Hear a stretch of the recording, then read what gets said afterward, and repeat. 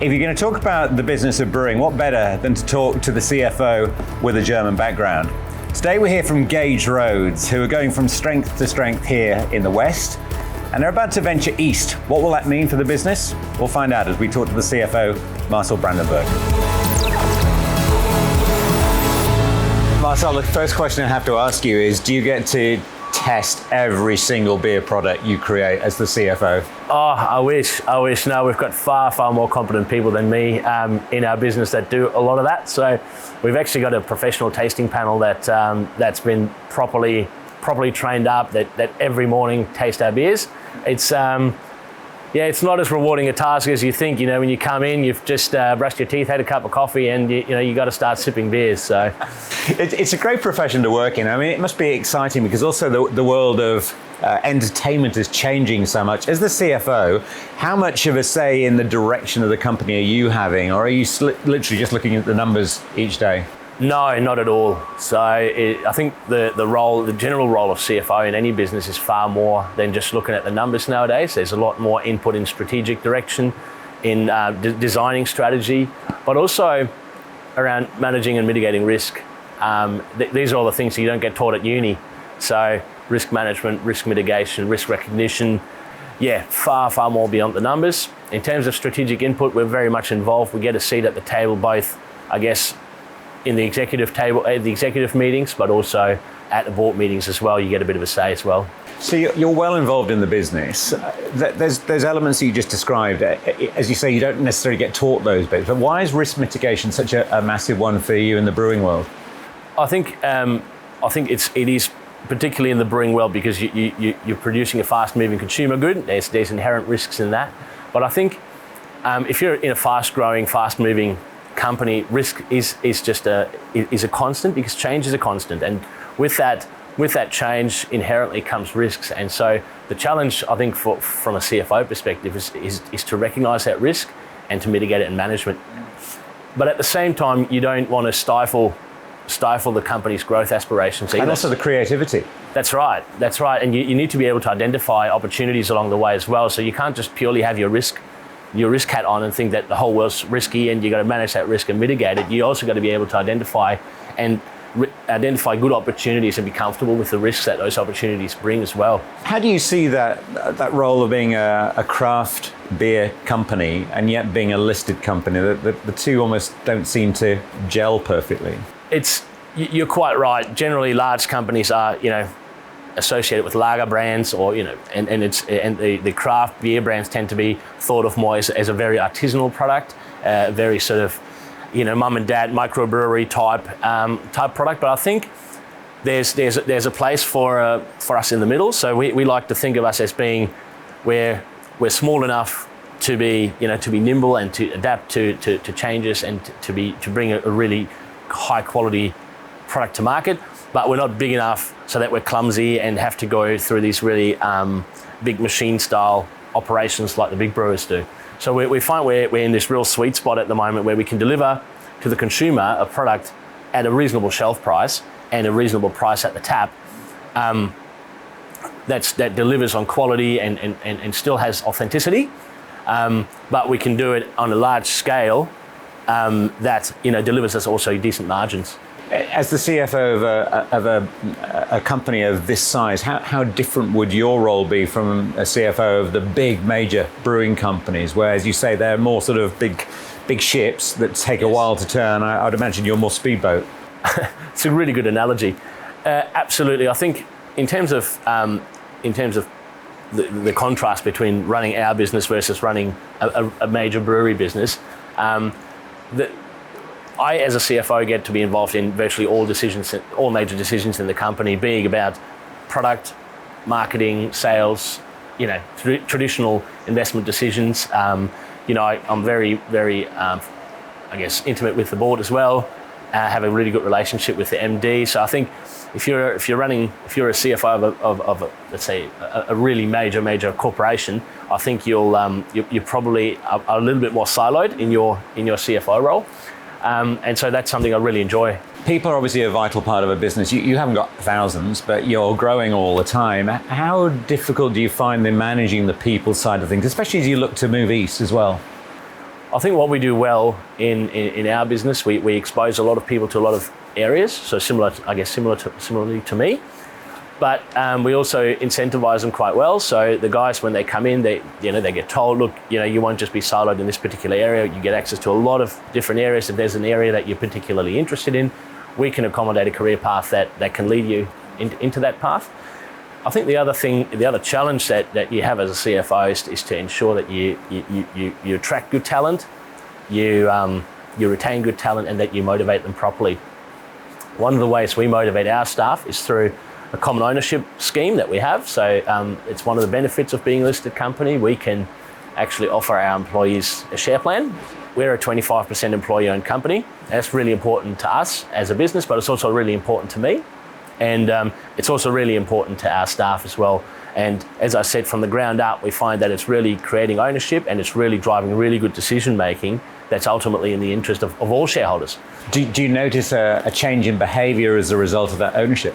The brewing industry tends to be fairly incestuous in the way that staff move around, but we've been able to attract a lot of really high quality talent from the big brewers, and we've been able to retain them. And I think a big part of that is I guess, the culture that we've created, but also this common share ownership that they can participate in. And so we've had very, very limited staff churn, and that's something that we're really proud of. Tell us about your role in the expansion of the business, because well established in Western Australia, people will know you, less so on the East Coast where you're hoping to make a splash, a presence. How difficult is it to go literally thousands of kilometres and have that strength over there when you're based here? The challenge for us now is to create that same localness and that same provenance on the East Coast where currently we don't have that same level of exposure. One of the ways we're doing that is we're building brew pubs and tap rooms in key markets around Australia. The first one being built right now in Redfern in Sydney.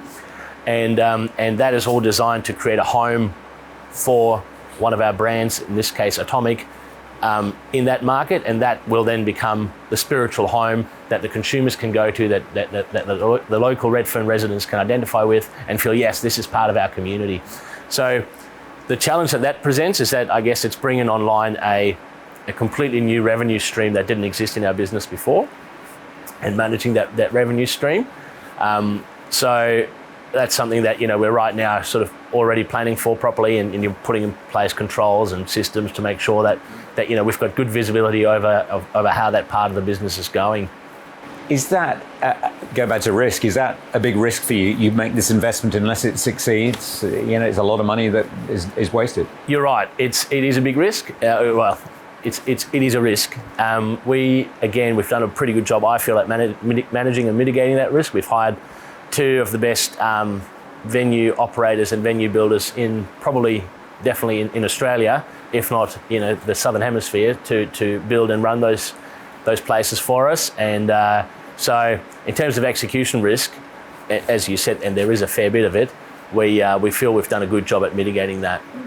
Talk us through that sort of a thrill that comes as a CFO with a business that is growing and that is also willing to try different things, but also has different products that it can try in different areas as well. I would imagine it gives you such a huge cross-section of interest. It's a fun business to be in. It's a fun, inherently a fun product. It's a social product. We're all fairly social people. We make sure that we promote that in our culture in the business, and that it's a good place to work, but it's also a good place to have fun. And at the end of the day, it's a social product that people drink when they're out having a good time. So we feel that if you can't have fun in a beer business, you're probably doing it wrong. Where does this business go now? It is changing all the time. As you're saying, as you go east, you're going to be looking at your own brewery, having a facility there, which will obviously develop. Where else do you see this industry going? I think you'll find a lot of consolidation in the market. We think anyway, particularly at the smaller end of the market, as there's going to be price pressure on those really high price pointed, super small craft beers that are sitting on a shelf price of about $80, $85. I think you'll find that they're going to come under pressure, and that they don't have the access to capital the way we do to sustain a loss-making operating model. doing well in Australia. When do you set your sights on international territory? It's another good question. We've dabbled with it a little bit in the past, and we're sending containers here and there to Asia, to Japan, Malaysia, Singapore, and China as well. But none of the big brewers have actually successfully tapped into that space yet, and we're working out a strategy on how to leverage that market. We're in a really fortunate geographic location here in WA, having really good access to Asia logistically. So we think there's potentially a way in, but that's a work in progress. So we'll have to wait and see how that goes. Taking you out of the work world, which is difficult because it's often involving having a beer in your hand, but that's a fun time. But what do you do when you're not as a CFO? Look, I've got a young family at home, so they keep me very honest. I've got 2 young boys, and they're very energetic. But what I really like doing to switch off is I like going wakeboarding, and I do that. I try and do that at least twice a week. And what I really enjoy about it is that there's a trial and error component to it. You land a jump or you don't, and when you don't, you fall and you get up again, you try again. And I suppose that sort of trial and error you don't really get to enjoy too much as being a CFO. You don't get too many trials and errors before someone taps you on the shoulder. So having that really completely shameless trial and error every week is lovely. And failing, it's really important. You learn from your failings. But final question about the business. Well, obviously some big things coming up in the very near future. How big can Gage Roads go? Look, the sky's the limit. I mean, we've as you said, we've got a lot of things going on. We're building up to 4 venues on the East Coast in key markets. So Sydney, 2 in Queensland, 1 in Victoria.